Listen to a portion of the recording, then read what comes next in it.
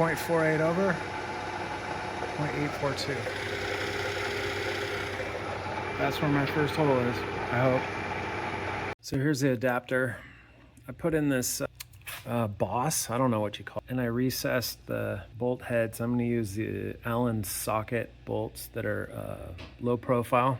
That makes it so that the strength of this relies on this ridge instead of the bolts themselves, and it'll make sure this thing stays centered in case my machining is off at all. I think this is going to work great.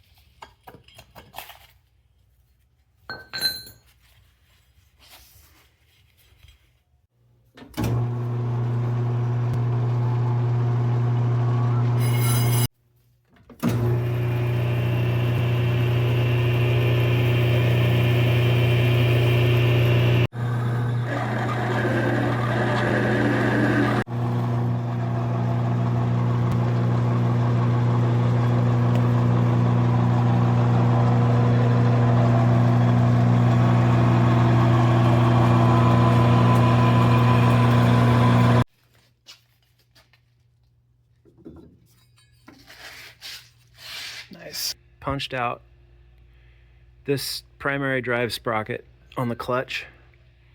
I took off the starter ring gear. I took down the mounting point for that starter ring gear. There's that adapter.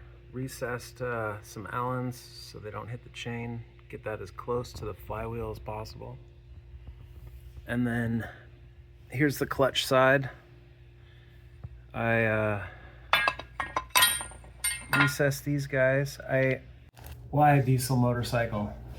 Well, for me, I've been riding motorcycles since the 80s and driving diesel trucks and working on them since the early 90s. And in 2010, built a biodiesel reactor, and I made my own biodiesel, and it was all that went into my truck for about 5 years.